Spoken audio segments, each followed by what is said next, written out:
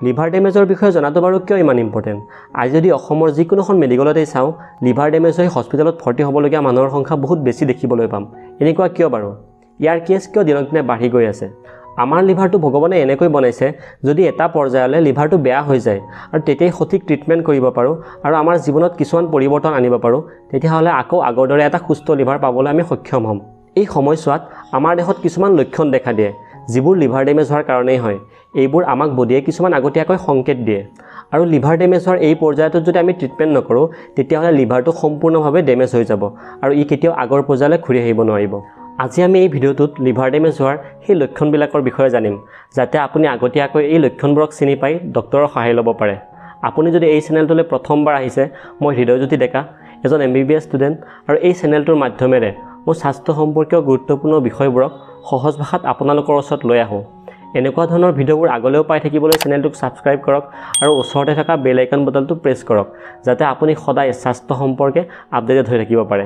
Liver ডেমেজৰ কাৰণ হ'ব পাৰে অতিপাত মদ্যপান কৰা, হেপাটাইটিছ ভাইৰাছৰ ইনফেকশ্যন, আমাৰ দেহৰ প্ৰতিৰক্ষা ক্ষমতাৰ কিছু ডিফেক্ট, জেনেটিক কাৰণ, গাঁৱলীয়া দৰৱ খোৱাৰ ফলত, কিছুমান মেডিচিনৰ কাৰণে, আৰু আমাৰ খোৱা লোৱাত কৰা ভুল আৰু আমাৰ ভুল জীৱনশৈলী। হেল্ডি লিভাৰ এটা প্ৰথমে ফেটি লিভাৰ বা হেপাটাইটিছলৈ কনভাৰ্ট হৈ লিভাৰটোত ফেট জমা হ'ব ধৰে। তাৰ পিছত হেপেটিক ফাইব্ৰচিছ হৈ লিভাৰটো ডাঙৰ হয় আৰু টান হৈ যায়। তাৰ পিছত চিৰচিছ হয় আৰু ইয়াৰ পৰা কম সংখ্য কৰে লিভাৰ ফেইলাৰ বা লিভাৰ কেঞ্চাৰ হয়।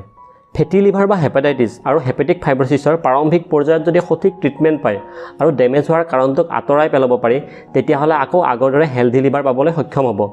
এতিয়া আমি জানিম আপুনি কেনেকৈ গম পাব যে আপোনাৰ লিভাৰটো ডেমেজ হৈ আছে আৰু ইয়াৰ বাবে কোনবোৰ লক্ষণ আমাৰ বডিত দেখা পাম। লিভাৰ ডেমেজ হোৱাৰ প্ৰথম লক্ষণটো হ'ল জণ্ডিছ, কাৰণ বিলুৰিবিন নামৰ এটা পদাৰ্থ আমাৰ দেহত বাঢ়ি যায়, যাৰ ফলত মানুহজনৰ চকু, ছাল আৰু হাত আৰু ভৰিৰ তলুৱাবোৰ হালধীয়া হৈ যায়। চকুৰ ওপৰ ফালে আৰু আমাৰ জিভাৰ তলৰ ফালেও হালধীয়া হৈ যায়। পেচাবৰ ৰং গাঢ় হৈ যায় আৰু আমাৰ গোটেই বডিটো খজুৱায়।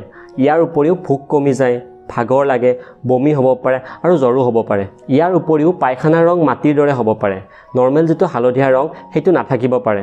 দেহত পানী জমা হৈ যোৱাৰ ফলত হাত, ভৰি, চকু, মুখ, পেট এই সকলোবোৰ ফুলি যায়। আমাৰ পেটৰ সোঁফালৰ ওপৰৰ পিনে লিভাৰটো থাকে আৰু এই লিভাৰটো ফুলি ডাঙৰ হৈ যোৱাৰ ফলত সেই ঠাইখিনি বিষায়।